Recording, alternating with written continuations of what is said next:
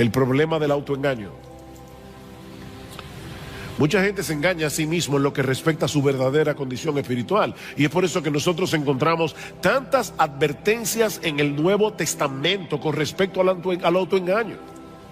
Yo creo que pocos pasajes del Nuevo Testamento son tan aterradores como las palabras del Señor Jesús en Mateo capítulo 7 versículo 21, no todo el que me dice Señor, Señor, entrará en el reino de los cielos, sino el que hace la voluntad de mi Padre que está en los cielos. Muchos me dirán en aquel día, no pocos, Señor, Señor, no profetizamos en tu nombre, y en tu nombre echamos fuera demonios, y en tu nombre hicimos, otra vez, muchos milagros. ¿Ustedes se imaginan eso? Personas que profetizan, que aparentemente tienen la capacidad de echar fuera demonios, que hacen muchos milagros.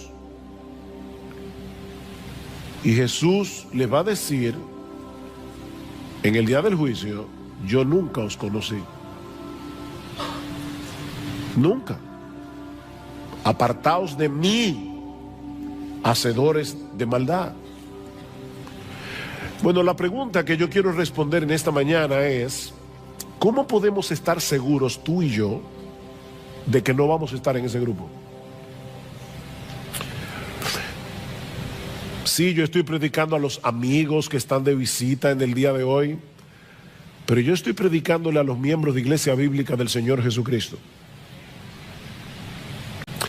¿Cómo podemos estar seguros tú y yo de que no vamos a estar en ese grupo?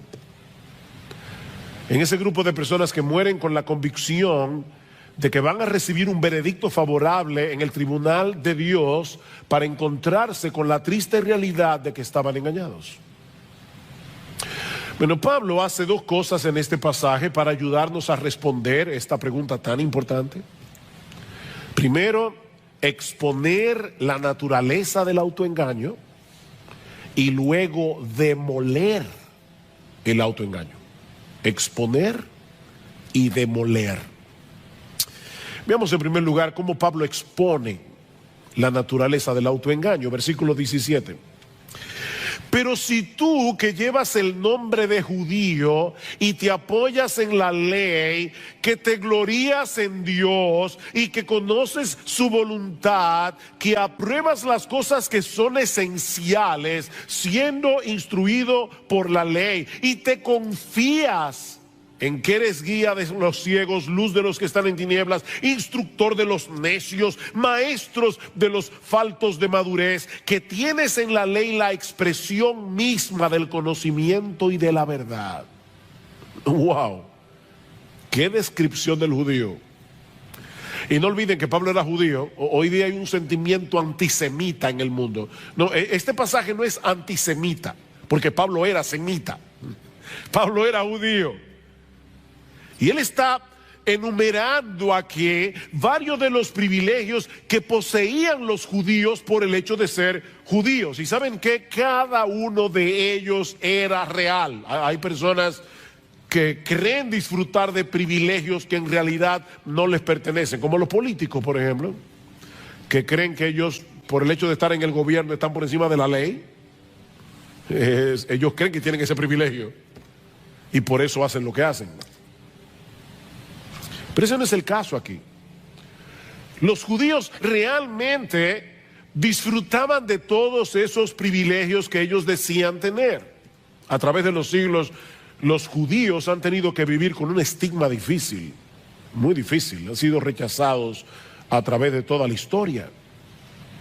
Pero en los días de Pablo, la situación era muy diferente.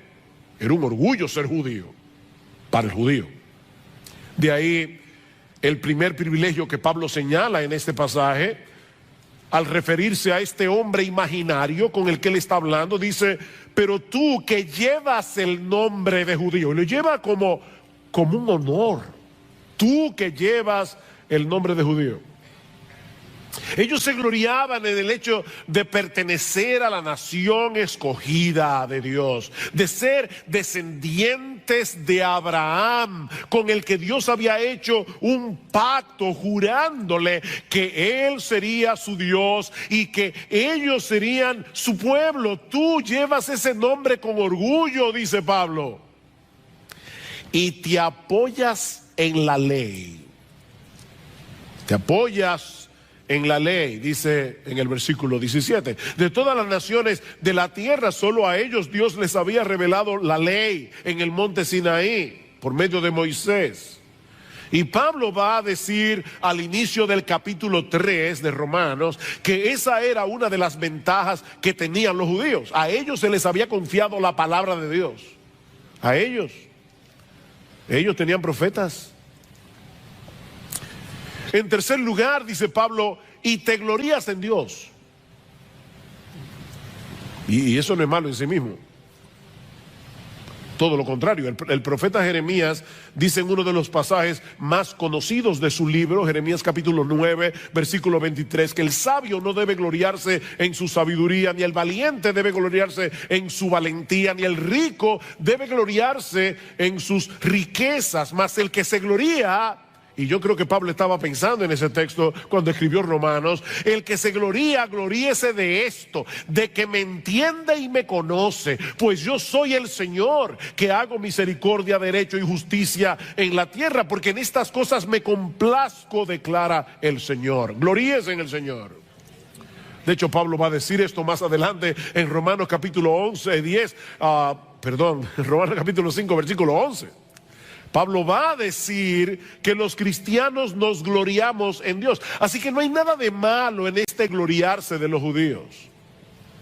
De hecho, no hay nada más sensato en la vida que gloriarse en Dios, en vez de gloriarse en uno mismo. En cuarto lugar, Pablo dice en el versículo 18, y conoces su voluntad. Conoces su voluntad. Y me llama la atención que el texto dice literalmente, conoces la voluntad, refiriéndose obviamente a la voluntad de Dios. El mundo está sumido en un mar de relativismo, pero tú conoces la voluntad del que creó el mundo. Eso es un gran privilegio que tú y yo tenemos también. Nosotros conocemos la voluntad, no una voluntad, la voluntad. Nosotros conocemos la verdad de Dios revelada en su palabra. En quinto lugar, Pablo dice, y apruebas las cosas que son esenciales siendo instruidos por la ley, o como se puede traducir también, apruebas las mejores cosas. Precisamente por tener el privilegio de ser instruido por la ley de Dios, el judío podía escoger aquellas cosas que en verdad tenían valor. Él podía ver las cosas tal cual eran en verdad. Y por todas esas razones, y en sexto lugar, Pablo dice que el judío se veía a sí mismo como alguien competente para enseñar la verdad a otros. En medio de este mundo entenebrecido, ellos eran el faro de Dios para la humanidad. Versículo 19, y te confías en que eres guía de los ciegos, luz de los que están en tinieblas, hablando de los gentiles, instructor de los necios, maestros de los faltos de madurez, tal vez para hablar de los prosélitos que se hacían judíos siendo gentiles, que tienes en la ley la expresión misma del conocimiento y de la verdad. Los judíos tenían una gran ventaja sobre las naciones gentiles que no habían recibido la luz de la revelación divina. Ellos tenían muchos privilegios. ¿Cuál era entonces su problema? Que por el mero hecho de tener esos privilegios, ellos pensaban que estaban exentos del juicio y de la ira de Dios. No. Nosotros somos el pueblo escogido. Ellos veían sus privilegios como una especie de refugio que los iba a librar del desastre cuando tuvieran que enfrentarse delante del tribunal de Dios. Recuerden, mis hermanos, porque hace ya unos domingos que detuvimos la serie de Romanos, que esta porción de la carta, en esta porción Romanos 1:18 a Romanos capítulo 3 versículo 20, Pablo está tratando de demostrar que la necesidad del evangelio es universal. Todo el mundo necesita el evangelio, no importa de qué raza, de qué nación.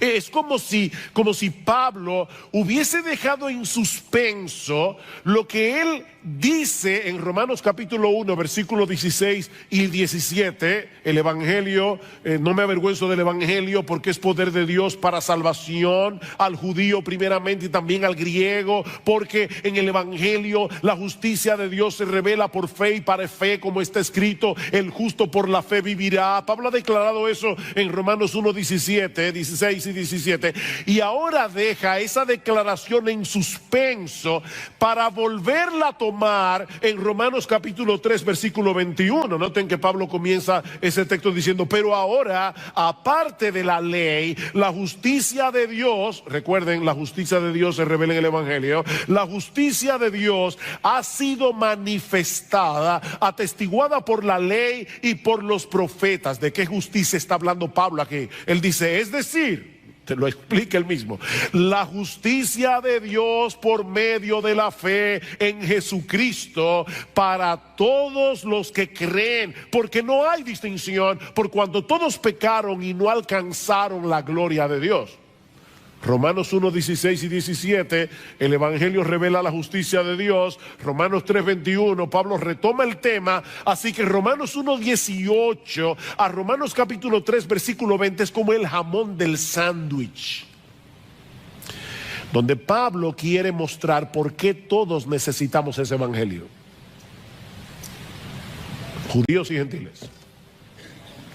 Judíos y gentiles. Todos tenemos problemas con la justicia de Dios, incluyendo a los judíos, a pesar de sus privilegios.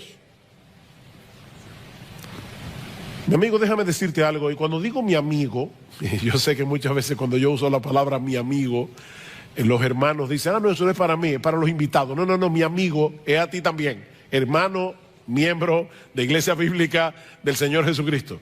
Déjame decirte algo: no descanses en privilegios si los tienes, privilegios espirituales, porque ninguno de ellos te librará en el día del juicio. Nadie será salvo por haber crecido en un hogar cristiano. Nadie será salvo por haber asistido durante años a una iglesia en la que se predica fielmente la palabra de Dios. Nadie será salvo por el hecho de tener buena doctrina, porque nadie se salva por su teología. Nadie va a llegar al cielo por causa de su confesión de fe. Señor, tú sabes que yo tenía la confesión de fe de Londres de 1689, yo creí en la sana doctrina. Olvídate de eso. Y yo me bauticé en Iglesia Bíblica del Señor Jesucristo. Olvídate de eso. Olvídate de eso. Olvida tus privilegios. Y mucho menos confíes en... Digo, es que tú crees que es un privilegio ser miembro de esta iglesia. Y mucho menos confíes en tu conducta moral. O que fuiste bautizado en cualquier iglesia, no importa la denominación que sea. Mira, ni siquiera confíes en tu esfuerzo por obedecer la ley de Dios, porque nunca ha habido nadie aparte del Señor Jesucristo que haya podido cumplir esa ley perfectamente. Lo que quiero decir, mis hermanos y amigos que están aquí en esta mañana, es que los privilegios se convierten en una maldición cuando los intercambiamos por la persona de Jesús. Ese es el problema. Y déjenme decirles que aún los cristianos verdaderos pueden caer fácilmente en esa trampa. Saben que cuando nosotros nos convertimos al Señor Jesucristo, se instala en nuestro corazón el software de la gracia. el sistema operativo de la gracia, en el momento de nuestra conversión. Pero como el pecado todavía mora en nosotros, el sistema operativo de las obras es como un virus cibernético que está tratando de dañar el sistema operativo de la gracia. Así que todo el tiempo tenemos que estar luchando con el católico romano que tenemos en el corazón. Tú y yo somos fariseos en recuperación. Tenemos que luchar con ese problema y fácilmente podemos caer en la trampa de lo que alguien ha llamado el moralismo cristiano. Moralismo cristiano. Mira, cada vez que tú te jactas de algo que hayas hecho, cada vez que presupones que te has ganado el favor de Dios por tu obediencia, has caído en la trampa del moralismo cristiano. Mi hermano, nunca olvides que aparte de Cristo no merecemos ninguna otra cosa que la condenación, y que aparte de su gracia no podemos hacer absolutamente nada que de verdad sea agradable en la presencia de Dios. No hay nada de qué gloriarse. El que se gloría, que se gloríe en el Señor. El problema del judío, como dice Pablo, y yo lo dejé en suspenso, pero ahora quiero retomarlo otra vez, cuando Pablo dice: y te apoyas en la ley, ven, dependes de la ley, descansas en el hecho de que tienes la ley, en que estás tratando de obedecer la ley. No, mis amados hermanos, Jesucristo es el todo de la vida cristiana. Él es el principio y el fin. Los privilegios son privilegios, las bendiciones son bendiciones, siempre que no sustituyan a Jesús. Porque ni los privilegios ni las bendiciones en sí mismas pueden salvar a nadie ni transformar a nadie. Solo Cristo puede hacer eso, y Él lo hace por medio de la fe. Es decir, cuando transferimos la confianza que todos nosotros tenemos en nosotros mismos, se la transferimos a Él. Y ahora confiamos en Él, no en nosotros mismos.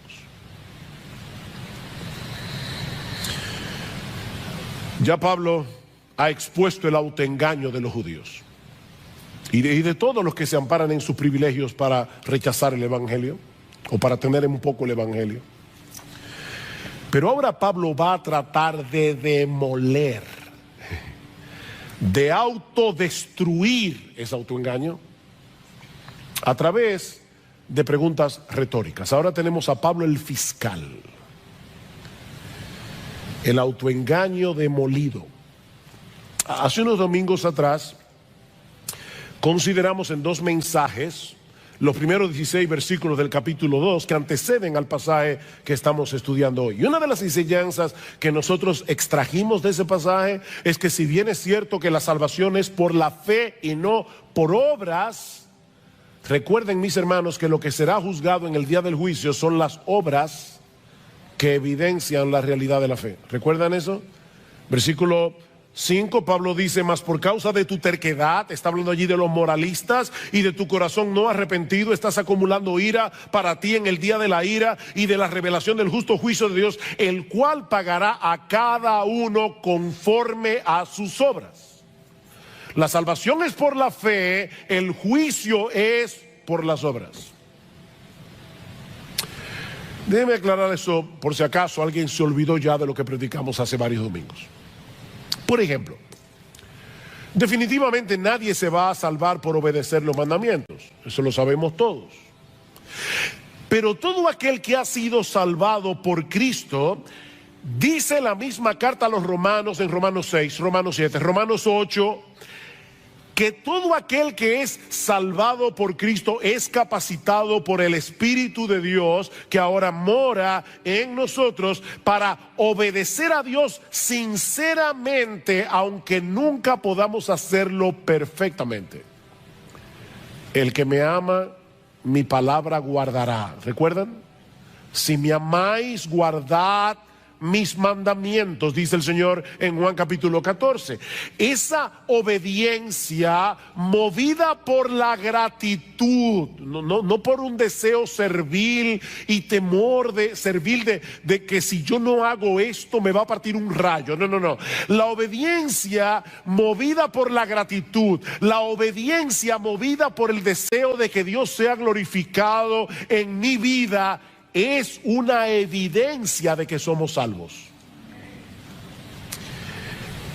Pero estos judíos de los que Pablo está hablando aquí y de todos los que son como ellos, se gloriaban en el hecho de tener la ley y de enseñársela a otros, pero al mismo tiempo ellos desobedecían esa ley de diversas maneras. Vean el versículo 21. Aquí comienza el fiscal. La fiscalía. Tú pues que enseñas a otro, ¿no te enseñas a ti mismo? ¡Pum! Sí. Primer misil. Miren, este es un pecado muy común. El decir a otros lo que deben hacer y con insistencia. Cuando nosotros mismos vivimos por estándares muy inferiores. Eso fue lo que el Señor Jesucristo señaló de los escribas y fariseos en su famoso discurso de Mateo 23. ¿Recuerdan lo que les dice el Señor? En la cátedra de Moisés se sientan los escribas y los fariseos. Así que todo lo que os digan que guardéis, guardadlo y hacedlo. Ellos enseñan la sana doctrina. Son ortodoxos en su enseñanza. Mas no hagáis conforme a sus obras, porque dicen y no hacen. Porque atan cargas pesadas y difíciles de llevar y las ponen sobre los hombros de los hombres, pero ellos ni con un dedo quieren moverlas. ¿Ven el problema? En otras palabras, ellos enseñan la doctrina correcta, pero son unos hipócritas. Porque no ponen en práctica las mismas cosas que ellos le dicen a otros que deben hacer. Hoy es el Día de los Padres. Lo siento, padres, pero déjenme decirles algo. Yo creo que los padres somos muy vulnerables a caer en ese pecado cuando instruimos a nuestros hijos. De verdad, piensa en todo lo que tú le demandas a tus hijos. Que obedezcan a la primera voz. ¿No es así? No, que me obedezcas, que me hagas caso. Sobre todo, que me honres porque soy tu papá. Y muy bien, los hijos deben aprender a obedecer, los hijos deben aprender a honrar a sus padres. Ahora yo te pregunto, y es una pregunta que me hago yo mismo también, es un autoexamen para todos. ¿Tenemos nosotros los padres esa misma diligencia para obedecer y honrar a nuestro Padre Celestial?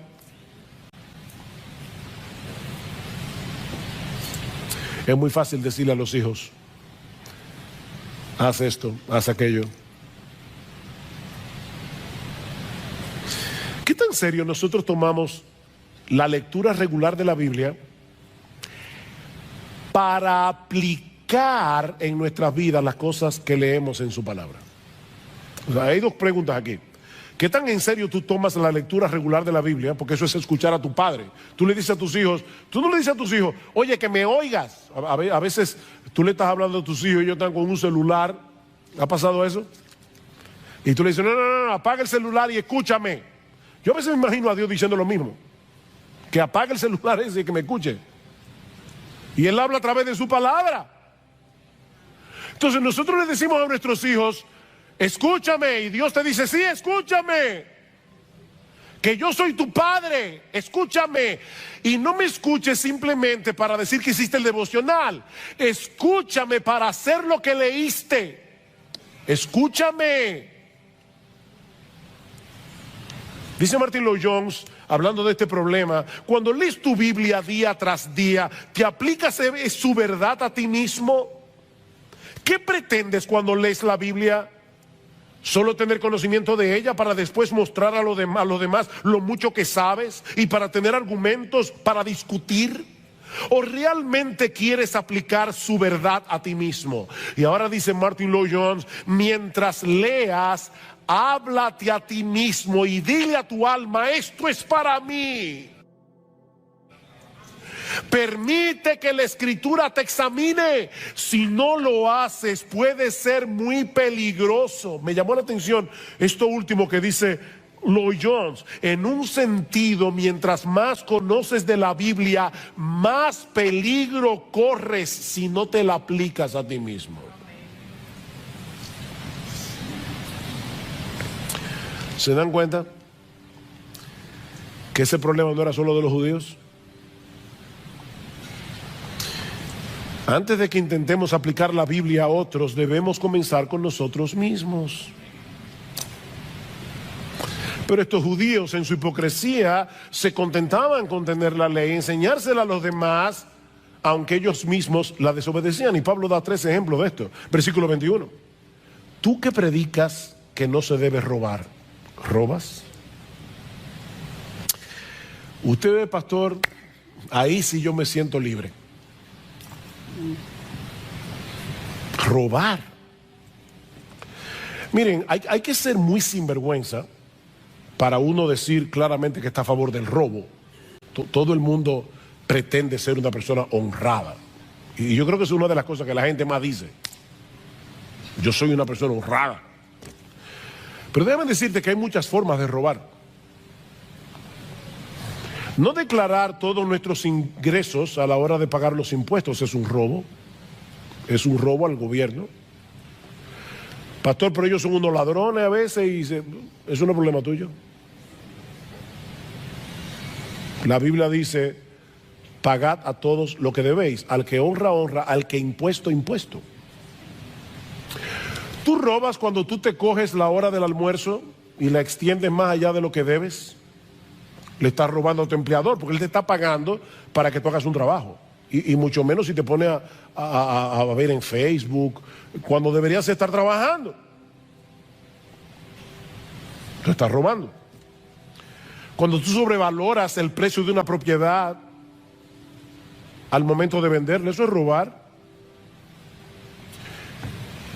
Cuando tú no ofrendas lo que tú deberías ofrendar de acuerdo a tus ingresos, ¿tú le estás robando a Dios?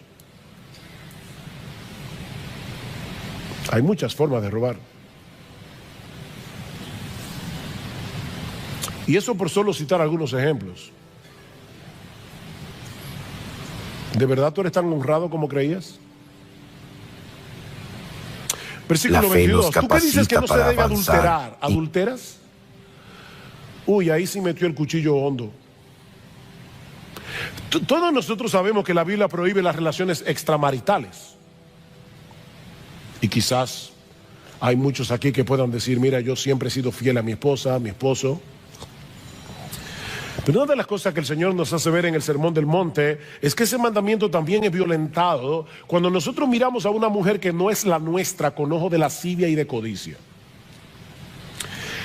Mateo 5:28, cualquiera que mira a una mujer que no es la tuya, para codiciarla ya adulteró con ella en su corazón.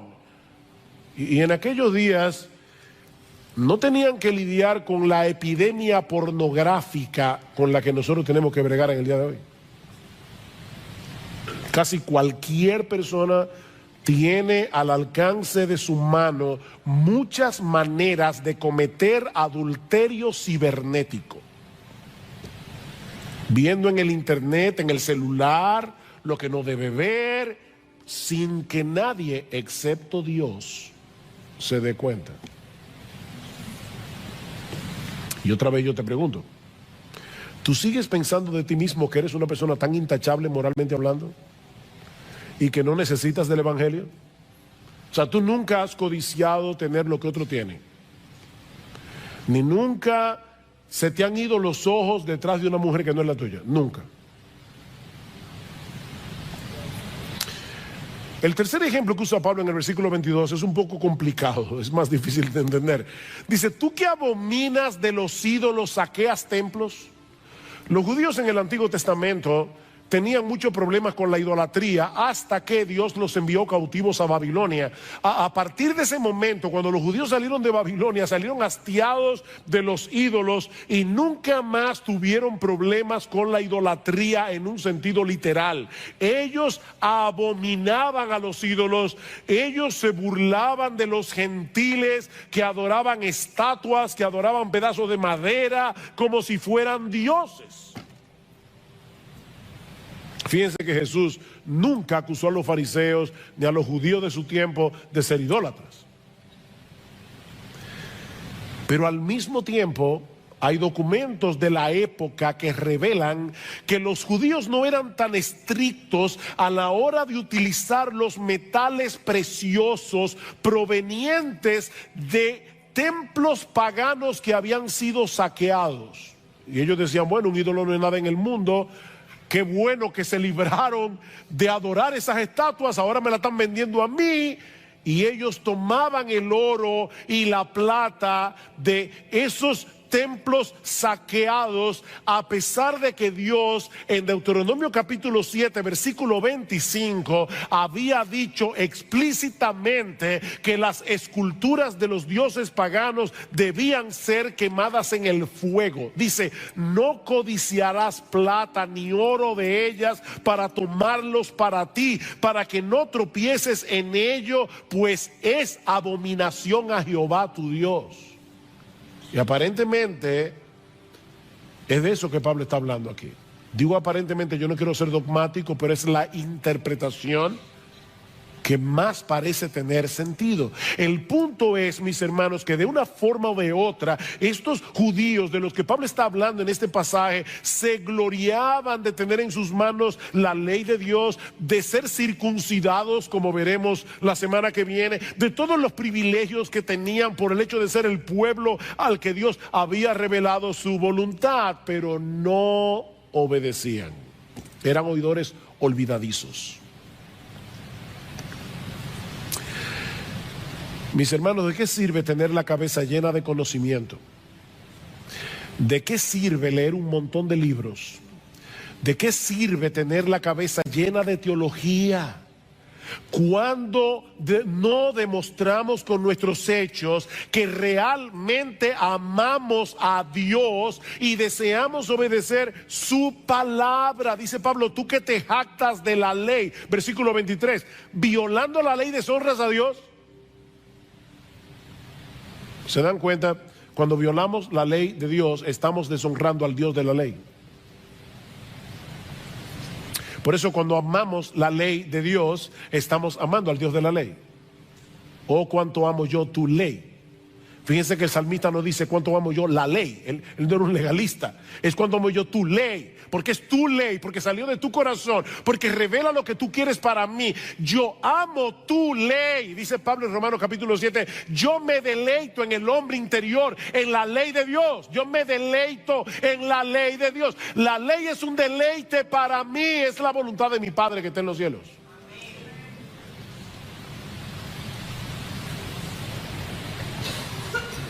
¿Y saben lo que ocurre cuando los que dicen ser el pueblo de Dios viven así? Que hacen que el mundo juzgue mal a Dios por su culpa. Dice el versículo 24, porque el nombre de Dios es blasfemado entre los gentiles por causa de vosotros, tal como está escrito. Pablo está mezclando aquí Isaías 52 capítulo 5 con Ezequiel capítulo 36 versículo 20 al 23, y está uniendo esos dos textos para mostrar probablemente que este patrón de hipocresía no era nuevo en el pueblo de Israel. Mientras se gloriaban en ser el pueblo escogido por Dios, separados para Dios, vivían de tal manera que las naciones gentiles terminaban pisoteando el nombre de Dios que ellos invocaban por culpa de ellos. Y una vez más, mis amados hermanos, este es un pecado muy serio del que los evangélicos no están exentos.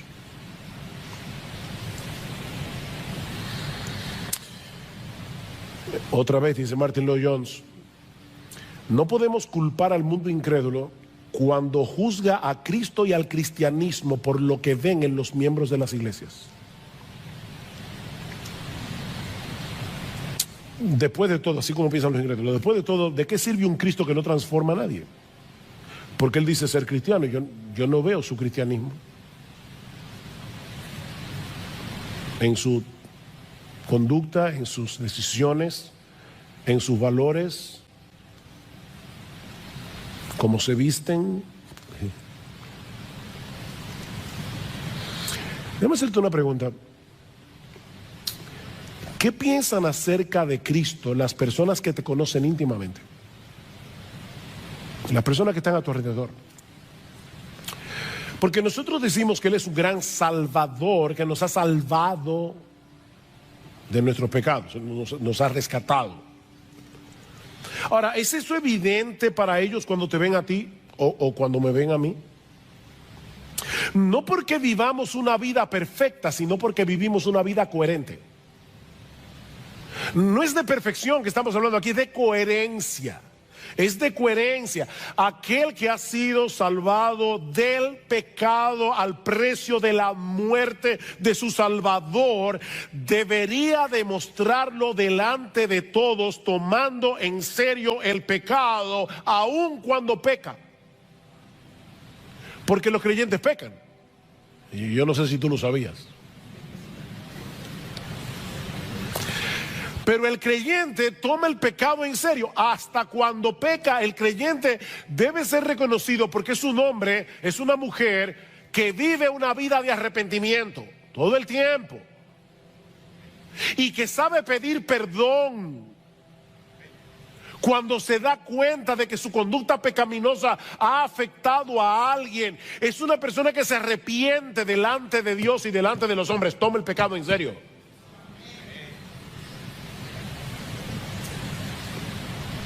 Por eso alguien decía que una vez anunciamos que somos cristianos, y debemos anunciarlo, debemos proclamar lo que somos cristianos, contraemos de inmediato una tremenda responsabilidad. Nuestros prójimos están mirando y observando cómo vivimos. Aseveramos grandes cosas acerca de Dios, dice este autor, y con toda razón, porque Dios es grande. Pero ellos lo juzgarán a Él según lo que vean en nosotros. Ellos, el mundo incrédulo, juzgará a nuestro gran Dios por lo que vean en ti y en mí. Por eso que dice este autor, es una tremenda responsabilidad. Llevamos el nombre de Cristo.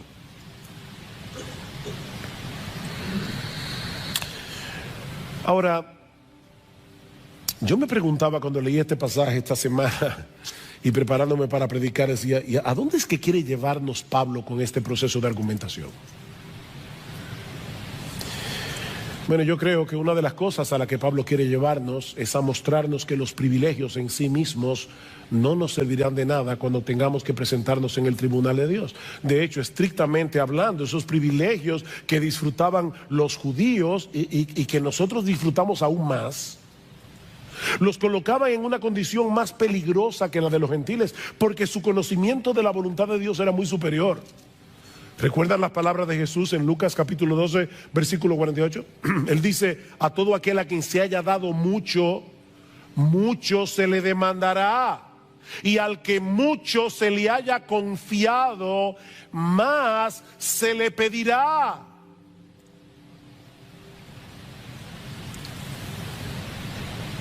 Y si tú has tenido el privilegio de estar bajo la influencia del cristianismo, y voy a hablar como loco aquí, perdónenme porque voy a hablar como loco, como dice Pablo en 2 Corintios 11, si tú has tenido el privilegio de estar en una iglesia en la que yo creo de verdad de corazón que se trata de predicar fielmente la palabra de Dios, si tú has tenido ese privilegio domingo tras domingo, año por año, año por año, tu responsabilidad es aún mayor que de la de los judíos de los que Pablo está hablando en este pasaje.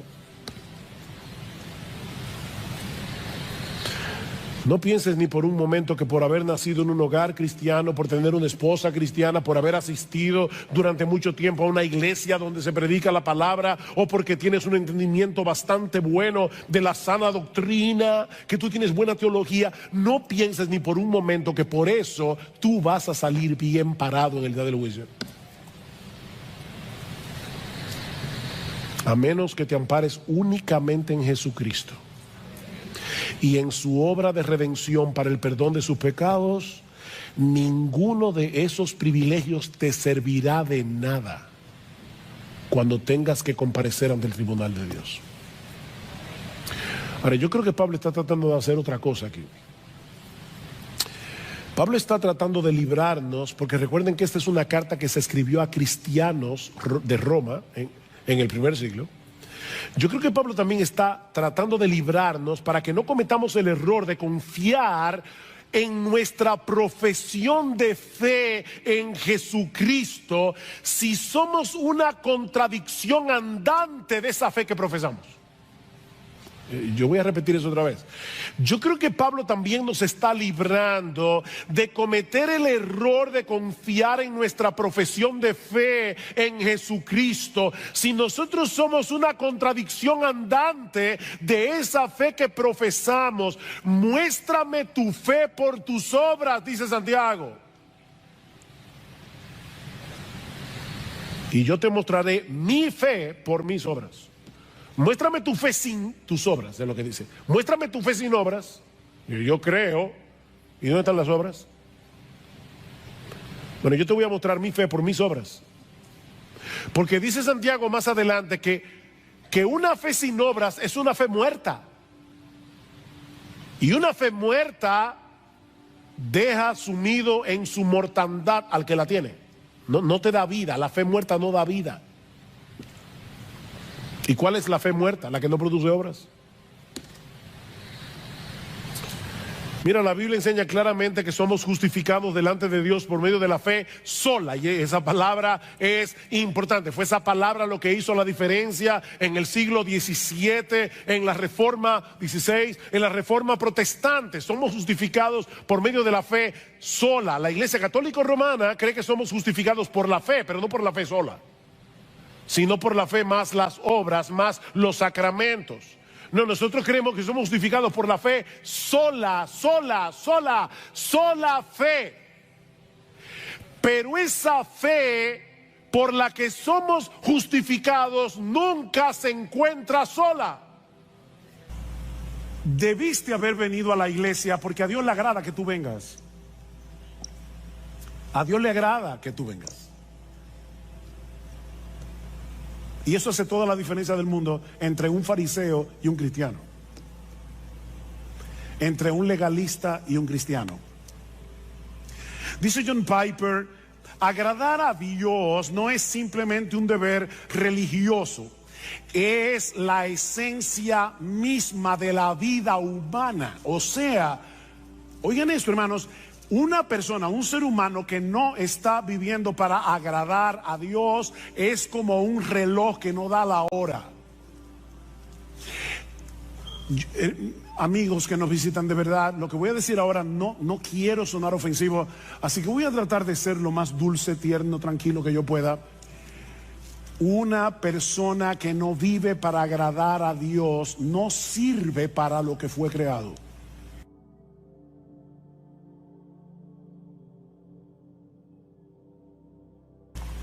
Porque agradar a Dios es la esencia de la vida humana.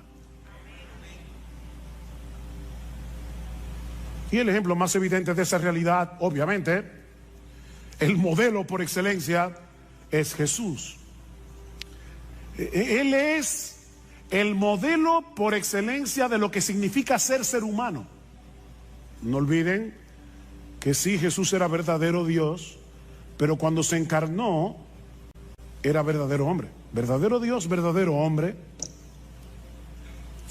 Dice el Señor en Juan 8:29, el Padre no me ha dejado solo porque yo hago siempre lo que le agrada. Yo hago siempre lo que le agrada, a tal punto que en el huerto de Getsemaní le dijo: Padre mío, si es posible, pasa de mí esta copa, pero que no sea mi voluntad sino la tuya. O sea, Cristo estuvo dispuesto a agradar a Dios, aunque eso implicara su muerte en la cruz, hasta ese punto. Yo hago siempre lo que le agrada. Jesús no vivió su vida terrenal en automático. Él siempre hizo lo que hizo con una meta delante de sus ojos. Yo quiero agradar a mi Padre que me envió. Bueno, pero eso es Jesús, que era un hombre perfecto, sin pecado, pero la realidad es que nadie puede agradar a Dios aunque lo intente, pastor. ¿Acaso no dice en Isaías capítulo 64, versículo 6, que todas nuestras justicias son como un trapo de inmundicia delante de Él? El mismo Dios dice en su palabra que todas nuestras justicias son como un trapo de inmundicia. ¿Cómo yo puedo agradar a Dios? Ese es un buen ejemplo de un texto citado fuera de contexto. Y recuerden que un texto fuera de contexto es un pretexto.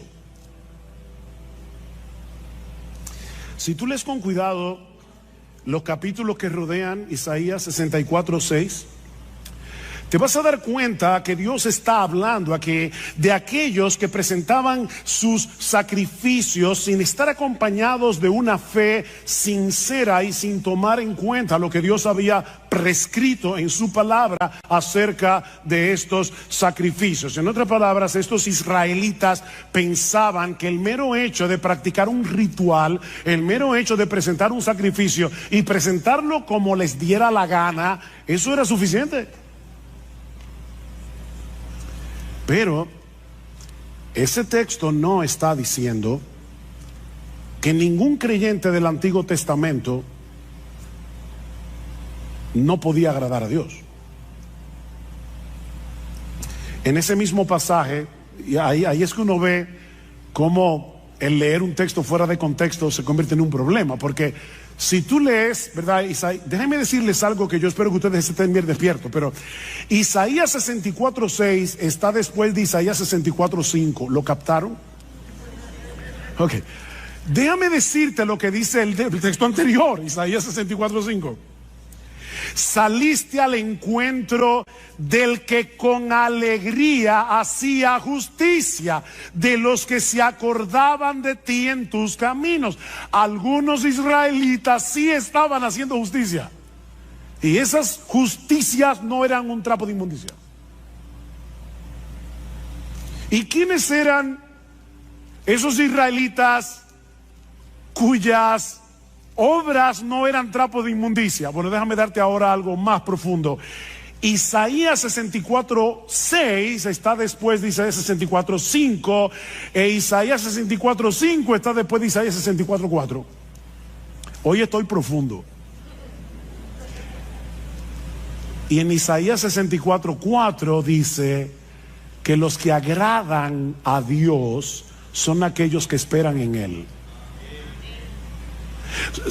Son aquellos que no están tratando de ganarse el favor de Dios a través de sus sacrificios. Son hombres y mujeres que esperan en Dios. De manera, mis hermanos, que si tú le estás predicando el evangelio a una persona que está tratando de ganarse la salvación, que está tratando de ganarse el cielo, está tratando de ganarse el favor de Dios a través de sus obras y no por medio de la fe, tú puedes citarle sin problemas Isaías 64:6 y decirle: ay, lamento decirte que todas tus obras de justicia son como un trapo de inmundicia delante de Dios, no te sirven para nada. Pero si estamos hablando con un creyente justificado solo por gracia, solo por Cristo y solo por medio de la fe, que en dependencia del Espíritu Santo está tratando de agradar a Dios, este versículo no aplica. No aplica. En el mismo texto en el que Pablo dice que la salvación es por gracia, por medio de la fe y no por obras, para que nadie se gloríe. Pablo termina diciendo que somos hechura suya, creados en Cristo Jesús para buenas obras, las cuales Dios preparó de antemano para que anduviésemos en ellas. El cristiano no está tratando de agradar a Dios para ganarse algo, no está tratando de agradar a Dios para ganarse el cielo, para ganarse su favor, sino porque ya fue favorecido de pura gracia, aunque él no lo merecía, porque él confió en la persona y la obra de Cristo. Este creyente quiere vivir para agradar a Dios, dependiendo de la misma gracia que lo salvó. ¿Ven? Él es salvo por gracia, obediente por gracia, hace buenas obras por gracia. Él está dependiendo de la misma gracia que lo salvó. 1 Corintios 15:10, Pablo dice: por la gracia de Dios yo soy lo que soy. Su gracia no ha sido en vano para conmigo. O sea, su gracia ha estado operando en mí para que yo haga todo lo que hago. Es su gracia. En otras palabras, yo quiero convencerte en esta mañana de que tú puedes agradar a Dios. Podemos agradar a Dios porque ya Dios nos capacitó para agradarlo y puso en nosotros por su Espíritu el deseo de hacerlo. Nos capacitó y nos motiva.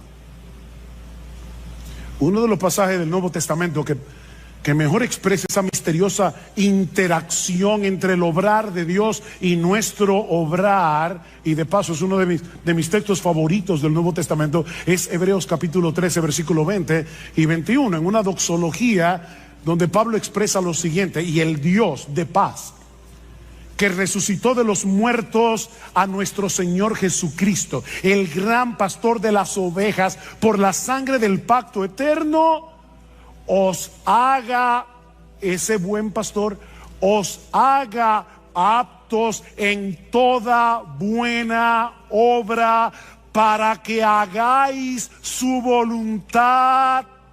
Ahora el misterio: haciendo Él en vosotros lo que es agradable delante de Él por Jesucristo. Haciendo Él en vosotros lo que es agradable delante de Él por Jesucristo, al cual sea la gloria por los siglos de los siglos. Amén. Nuestro gran pastor no solo derramó su sangre por nosotros en la cruz para el perdón de nuestros pecados, sino que ahora Él continúa fortaleciéndonos, Él continúa capacitándonos internamente, Él continúa manteniendo viva nuestra fe para que podamos hacer lo que es agradable para Dios. Y insisto en lo de la fe, porque la Biblia dice en Hebreos capítulo 11, versículo 6, que sin fe es imposible agradar a Dios. Él está obrando en nuestro obrar, y a Dios le agrada ver la obra de su Hijo en nuestro obrar. O como dice Pablo en Filipenses 2:13, Él es el que está produciendo en nosotros el querer como el hacer por su buena voluntad. Esas obras que hacemos en unión con Cristo, en dependencia de Cristo, por el poder de Cristo, no son trapos de inmundicia. No son trapos de inmundicia. De manera que si tú eres un creyente, un verdadero creyente, no solamente puedes, es que tú debes vivir agradando a Dios. No vivas tu vida cristiana en automático, por inercia, haciendo ciertas cosas, dejando de hacer otras, porque eso es lo que se espera de una persona que dice ser cristiana. O sea, no sea como el esposo que el día del aniversario le lleva un ramo de rosas a su esposa porque vio en un anuncio que esa era una de las cosas que un esposo puede hacer para que la esposa no tenga malas el día del aniversario. Ay, gracias, mi amor, por ese ramo de rosas. No, no te preocupes, es mi deber. Mira, créeme, a tu esposa no le va a hacer ninguna gracia. Porque lo que hace feliz a tu esposa no es el ramo de rosas, es tu deseo de agradarla. Como ella entiende, ¿verdad? El agrado.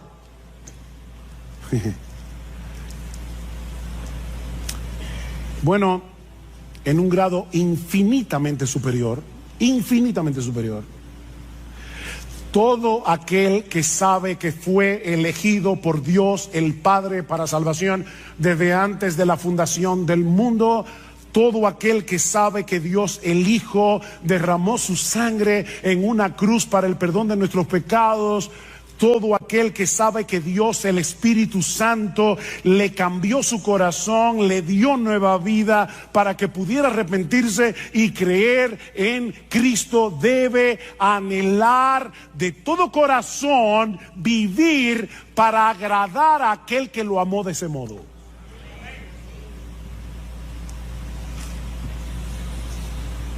¿Y cómo luce esa vida que agrada a Dios? O planteándolo de otro modo, ¿cómo podemos los creyentes vivir de tal manera que Dios se agrade con nosotros? Bueno, en el resto del pasaje, hasta el versículo 12, Pablo va a decir algunas cosas que vamos a estudiar más adelante. Eso incluye la pureza sexual, versículos 3 al 8. Una de las cosas que vamos a ver allí es cómo nosotros podemos vencer la impureza sexual, la inmoralidad sexual. Pablo habla de eso en ese texto. Pero la pureza sexual es algo que agrada a Dios. En los versículos 9 al 10 vemos que el amor entre los hermanos es algo que agrada a Dios. Y ahora sorpréndete, en los versículos 11 y 12 vemos que a Dios le agrada ver a una persona siendo responsable en su trabajo. ¿Tú sabías eso? Que cuando tú eres responsable en tu trabajo, a Dios le agrada eso. Eso lo vamos a ver en el texto. Yo no me estoy inventando nada. Así que en este pasaje vemos que la pureza sexual, el amor entre los hermanos, el amor creciente entre los hermanos y la responsabilidad laboral son cosas que agradan a Dios. Pero la Biblia menciona muchas otras cosas que son del agrado de Dios. En el texto que leímos al principio, en la carta de Pablo a los Colosenses, Pablo dice a estos hermanos que él está orando por ellos y pidiendo que ellos sean llenos del conocimiento de su voluntad en toda sabiduría e inteligencia espiritual, para que andéis como es digno del Señor, agradándole en todo. Pastor, en el texto griego, ¿qué significa la palabra todo? Eso mismo. Todo. Todo. ¿Y cómo yo hago eso? Bueno, el texto sigue hablando y nos dice algunas formas en las que nosotros podemos agradar al Señor. Dice, llevando fruto en toda buena obra, una vida fructífera agrada a Dios.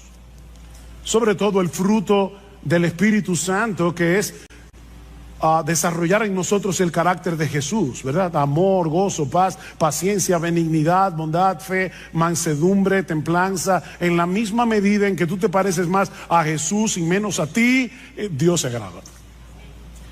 Creciendo en el conocimiento de Dios, dice Pablo, lo que agrada a Dios no es que llenemos la cabeza de teología, de informaciones, es que crezcamos en nuestro conocimiento de Él para disfrutar de una mayor intimidad con Él. A mí me encanta leer biografías, es una de mis secciones de lecturas favoritas. Me encanta leer biografías. Recientemente estuve leyendo he leído 2 biografías en este año.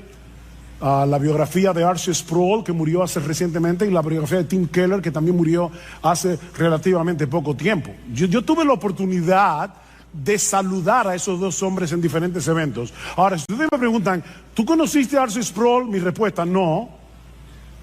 ¿Tú conociste a Tim Keller? No. Yo tengo información acerca de ellos dos, pero yo no los conocía. Bueno, se puede tener información de Dios y no conocer a Dios. Pero Pablo sigue diciendo, o sea, la vida fructífera agrada a Dios, crecer en el conocimiento de Dios, obviamente agrada a Dios. Pregúntale a tu esposa, esposo, si a ella no le agrada que tú crezcas en tu relación con ella. Pero en tercer lugar, fortalecidos con todo poder conforme a la potencia de su gloria, para toda paciencia y longanimidad, es decir, para toda paciencia y perseverancia, sobre todo en medio de las presiones, en medio de las pruebas. ¿Sabes qué, mi hermano? Cuando tú estás sufriendo, cuando tú estás en medio de una gran aflicción y por obra del Espíritu Santo en ti que te capacita, tú soportas la aflicción en el poder que viene de Dios, eso agrada a Dios. Ese texto me fue de una tremenda bendición esta semana. Estaba muy agobiado en mi pensamiento con varias cosas y me alegra que en uno de los salmos dice: ¿quién me diese alas de águila y vuele a tal? Yo no sé dónde. ¿Verdad que hay momentos que uno quiere desaparecerse del mapa? ¿O a ti no te pasa? Y con ese sentimiento en mi corazón, créame, vino ese texto a mi mente. Y yo dije: no, Padre, perdóname. O sea, el asunto aquí no es huir, no es escapar, es fortalecerme en ti. Porque cuando yo hago eso, a ti te agrada, a ti te agrada que en la prueba, en el dolor, me fortalezca en Dios. Eso agrada a Dios.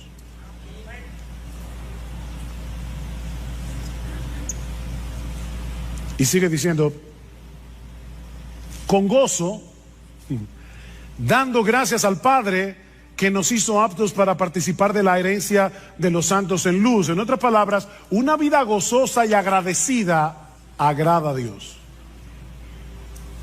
Una vida con gozo y con gratitud agrada a Dios. Y créanme, hermano, yo podría seguir citando texto tras textos. Pablo dice en Romanos capítulo 12, versículo 1, que presentar nuestros cuerpos en sacrificio vivo sobre la base de lo que Cristo hizo por nosotros en el Evangelio. Os rogamos por las misericordias de Dios. Cuando presentamos nuestro sacrificio, nuestro cuerpo en sacrificio vivo, esto agrada a Dios. Romanos 14, 18 dice que cuando nosotros restringimos nuestra libertad cristiana por amor al hermano débil, eso agrada a Dios. Dicen Romanos 14, 18, dice, porque el que en esto sirve a Cristo, o sea, en restringir tu libertad, yo sé que yo puedo hacer esto, pero aquí está mi hermano débil, puedo llevarlo a él a pecar, me voy a restringir de mi libertad. Dice Pablo, el que en esto sirve a Cristo agrada a Dios. Y más adelante en Romanos 15 dice: cada uno de nosotros agrade a su prójimo en lo que es bueno para edificación, porque ni aun Cristo se agradó a sí mismo. El Hijo de Dios, el que sí podía vivir para agradarse a sí mismo porque es Dios, decidió no agradarse a sí mismo. Y porque Cristo decidió no agradarse a sí mismo, es porque tú eres salvo. Porque si hubiese querido agradarse a sí mismo, no habría ido a la cruz. Y ahora Pablo está diciendo: mira a Cristo y vive así. Hijos, niños y jóvenes, obedecer a vuestros padres agrada a Dios. Colosenses capítulo 3, versículo 20 dice: hijos, obedeced a vuestros padres en todo, porque esto agrada al Señor. La próxima vez que tus padres te pidan algo que no te agrade hacer, no piensa en este momento: lo que mi papá me está pidiendo no me agrada, pero a Dios le agrada que yo obedezca, a menos que sea un pecado. A Dios le agrada que andemos en comunión con Él. Es interesante que en Génesis capítulo 5, versículo 22, dice que Enoc anduvo con Dios. Ustedes conocen ese texto. Pero en la versión griega del Antiguo Testamento, conocido como la Septuaginta, dice que Enoc agradó a Dios. O sea, donde dice que Enoc anduvo con Dios, la Septuaginta dice agradó a Dios. Y luego el autor de la carta a los Hebreos, basándose en este texto, dice: por la fe Enoc fue traspuesto para no ver muerte, y no fue hallado porque lo traspuso Dios, y antes que fuese traspuesto tuvo testimonio de haber agradado a Dios. ¿Ven que se puede agradar a Dios? Dios no le dijo a Enoc: eso es trapo de inmundicia. No, no, no.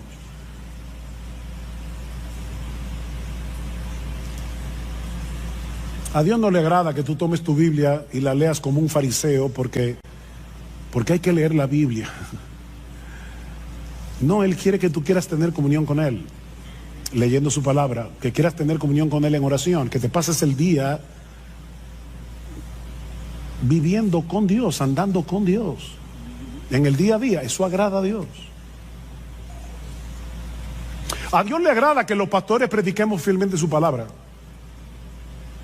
Ese texto siempre es una motivación para mí. En 1 Tesalonicenses capítulo 2 versículo 4 dice Pablo que su exhortación a ellos no procedió de error, ni de impureza, ni fue con engaño, sino que así como hemos sido aprobados por Dios para que se nos confiara el evangelio, así hablamos, no como agradando a los hombres, sino a Dios. O sea, Pablo dice: cuando yo predico la palabra, yo no trato de agradar a los hombres. Claro, tampoco me digo hay que ofenderlos. Pero mis hermanos, cuando un pastor predica fielmente la palabra, eso agrada a Dios. A Dios le agrada que compartamos lo nuestro con el que tiene necesidad. Hebreos capítulo 13, versículo 16: y de hacer el bien y de la ayuda mutua no os olvidéis, porque de tales sacrificios se agrada a Dios. ¿Quiere que te cite más textos? No puedo. Alguien lo resume de esta manera: cada vez que tú confías, o sea, vives por fe y obedeces, estás agradando a Dios. Cada vez que tú confías y obedeces, estás agradando a Dios. Así de sencillo. Él sabe que nuestra fe no es perfecta. Él sabe que nuestra obediencia no es perfecta. Él no está esperando perfección para agradarse de nosotros. Lo que Él está esperando es que nosotros vivamos intencionalmente para Él, en dependencia de Él. No te olvides, mi hermanos, que Él es nuestro Padre en virtud de nuestra unión con su Hijo. Y es a ese Padre que estamos tratando de agradar. ¿Tú te imaginas a un padre sensato, normal, con buen juicio, mirando con desagrado la tarjeta de cumpleaños que le hizo su niña de 5 años porque no le gustó el color de la cartulina o porque tuvo una falta de ortografía? Es absurdo, ¿verdad? Bueno, parece que algunos cristianos se imaginan a Dios mirándonos de esa manera. No me gustó el color de la tarjeta. Trapo de inmundicia.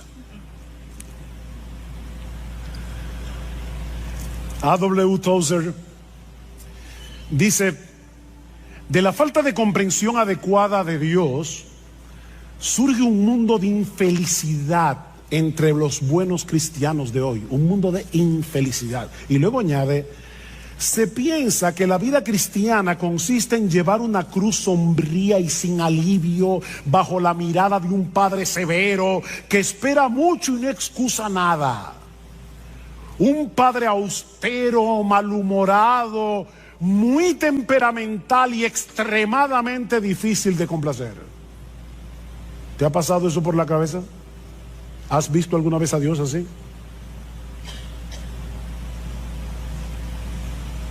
Ese no es el Dios de la Biblia. Ese no es el Dios que se nos revela en la Escritura como el Padre de nuestro Señor Jesucristo y que ha venido a ser ahora nuestro Padre por causa de nuestra unión con Él.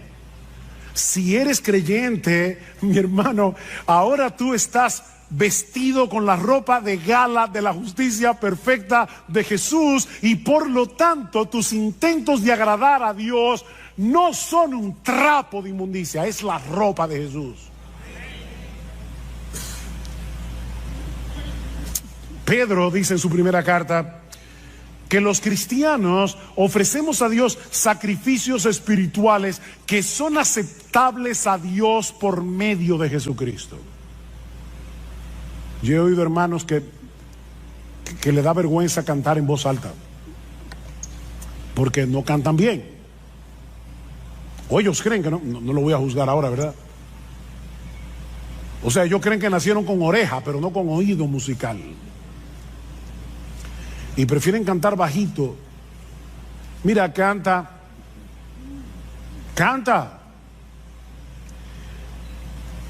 Que tus gallos y tus desafines son lavados por la sangre de Jesús antes de que lleguen al oído del Padre. Tus sacrificios espirituales son aceptables delante de Dios por Jesucristo. Ahora, no me malentiendan, yo no estoy diciendo que podemos darle a Dios cualquier cosa y vamos a esperar que Él se contente con eso. No, yo no estoy diciendo eso. Lo que estoy diciendo, mis hermanos, es que tú y yo, si somos cristianos, debemos entregarle toda nuestra vida viviendo intencionalmente para agradarle a Él, pero sabiendo de antemano que la perfección de Jesús cubrirá todas nuestras imperfecciones. Eso es lo que estamos diciendo.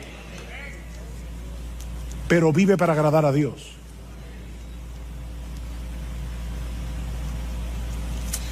Pero el texto no termina ahí.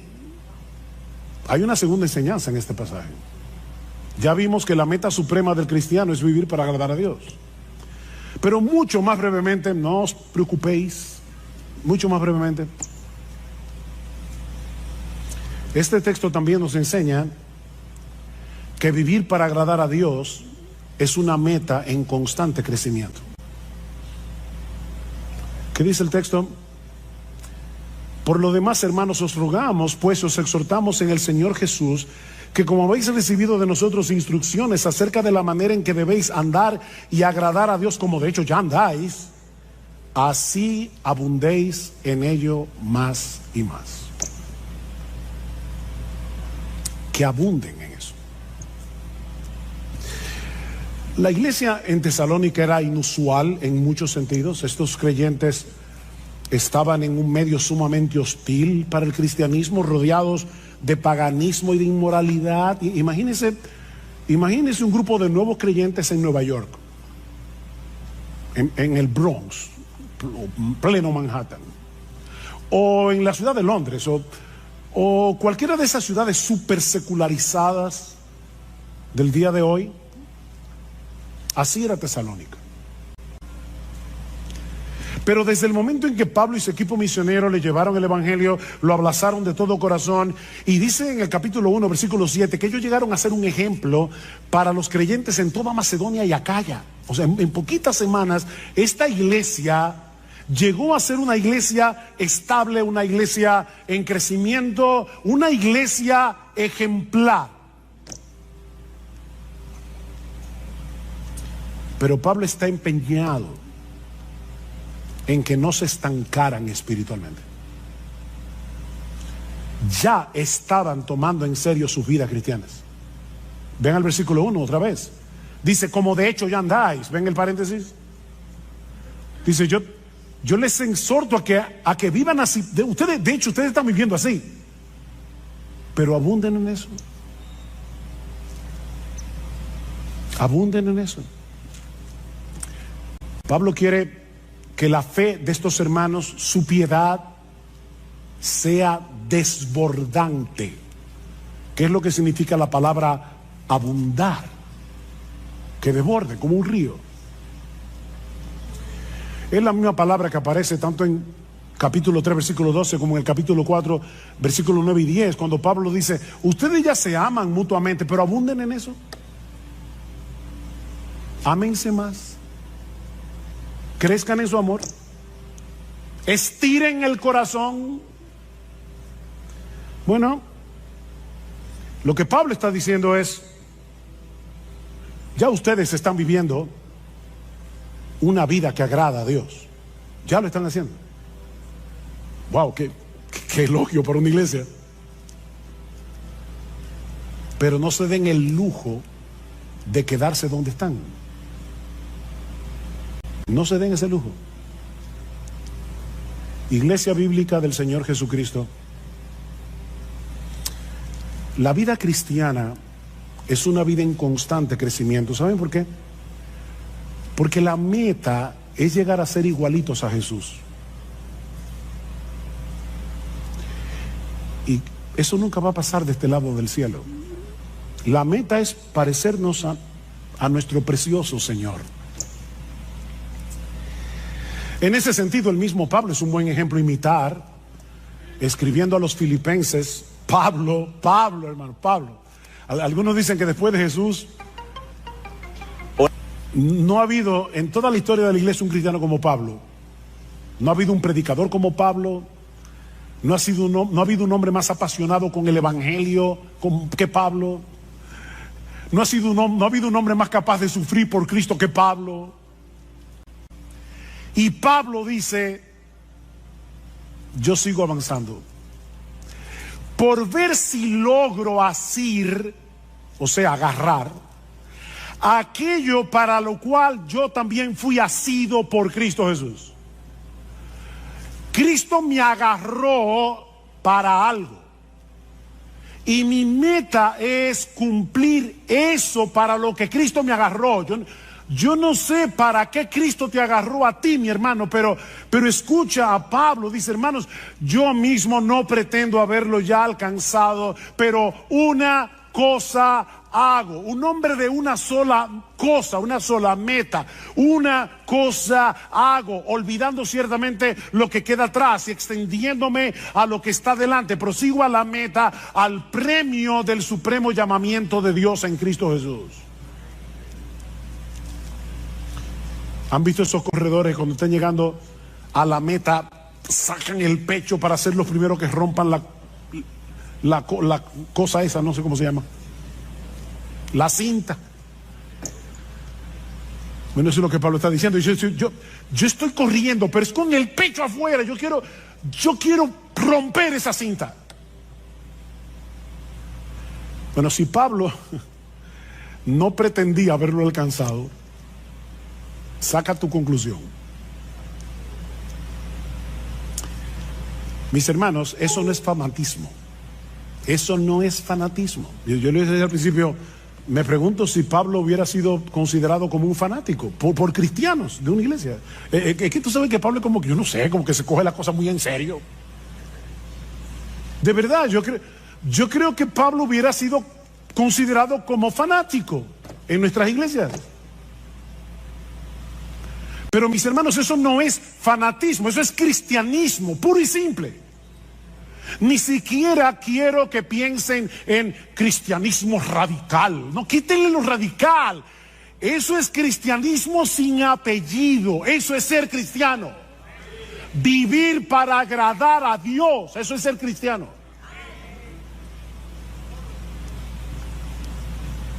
Ese no es el privilegio de unos cuantos cristianos super espirituales. Una casta que hay en la iglesia. Me llama la atención que escribiéndole a los corintios, nada más y menos que a los corintios, era una iglesia tan madura, una iglesia llena de problemas. Y en esa carta Pablo compara la vida cristiana práctica con una carrera. ¿Y saben lo que Pablo le dice a esos cristianos de Corinto, de una iglesia tan mala? Corran esta carrera de tal manera que si uno solo va a ser el que se lleve el premio, que seas tú. Vive así. Estamos aquí todos juntos en esta carrera. IBCJ, miembros de IBCJ, todos estamos aquí corriendo. Y ya nos anunciaron que uno solo se va a llevar el premio. Uno solo.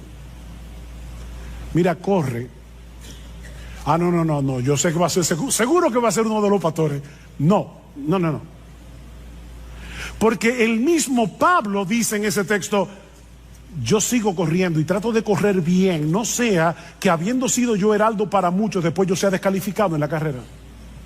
Cualquiera de nosotros puede ser que descalificado aquí.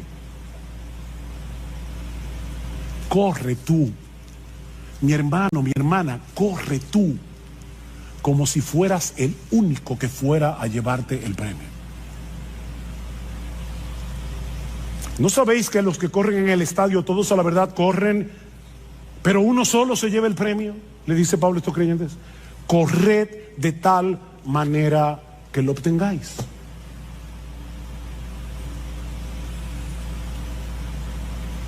De nuevo, mi hermano, mi hermana, yo no sé cuántos años tienes que te convertiste al Señor.